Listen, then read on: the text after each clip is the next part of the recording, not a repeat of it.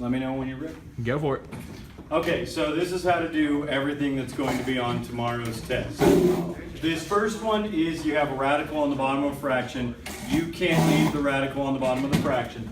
So you multiply by essentially what's in the radical. Now if you can reduce the radical, you reduce the radical first, it'll make it easier, but you don't have to. You can still just multiply it out. If you can reduce the fraction before you start multiplying, sometimes that'll help, but again, it's not something you have to do. In this case, I would multiply by the square root of 5 over the square root of 5. Inside times inside, outside times outside means on the top I would now have 3 square root of 5, and on the bottom I would have 4 times 5, because the square root times itself will remove the square root. So I have 4 times 5, which is 20. That doesn't reduce, because 3 over 20 doesn't reduce. I'm done with that one. If it had been 4, then I would have reduced it and had 1 over square root of 5, or I would have multiplied it through and I would have got to the 3, I would have got 4 square root of 5 over 20, and then I would have reduced it to the square root of 5 over 5. Like if you look back on that paper, you can kind of see the same pattern, but that's essentially all you do is multiply by what's in the radical. On this one where we have the radical, you'd start dividing it by prime factors. In this case, I'm going to choose the biggest prime that I can, which would be 7. This is divisible by 7. So that's 7 and 210. I would divide that by 7, giving me 7 and 30. 30 would be 3 and 10, and 10 would be 2 and 5.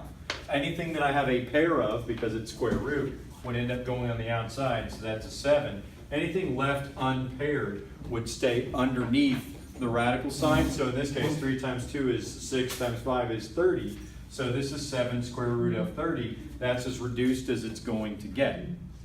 On this one with the absolute value, I purposely picked one that you'd have to actually kind of work through. So I'd start by adding 4.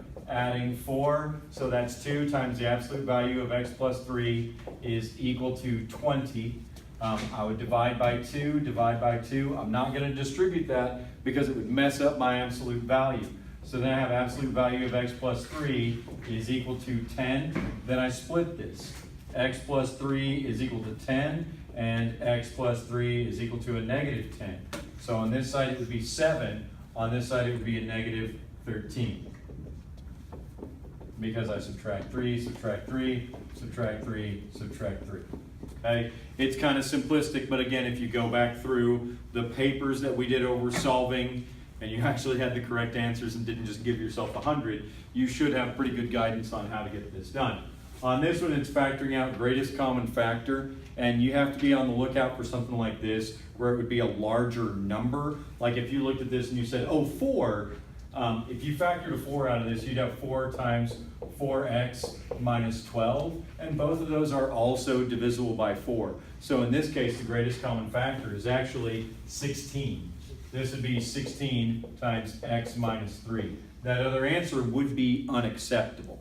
Okay? Now, you can go through and you can kind of factor them out or whatever to try to show your work. The greatest common factor ones are going to be the most difficult to try to show your work on, and I understand that, but again, like you can show some factoring on there to show like, okay, these are both divisible by 4, they're both divisible by 16, so 16 is going to be the greatest common factor.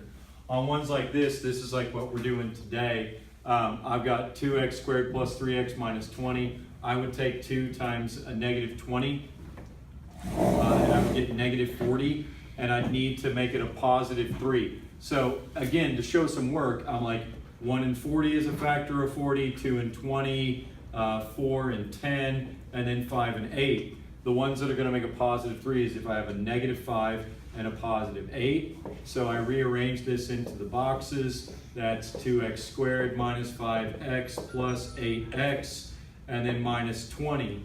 I'm looking for the greatest common factor. Going across like this, it's an x. Coming up like this is a 2x. And now I'm just looking for what multiplies together. What's going to multiply by 2x to give me 8x? That's going to be 4. What's going to multiply by 4 to give me a negative 20? That's a negative 5. And everything should match up. This is one factor, this is the other one. So it's 2x minus 5 times x plus 4. Hopefully that'll get you through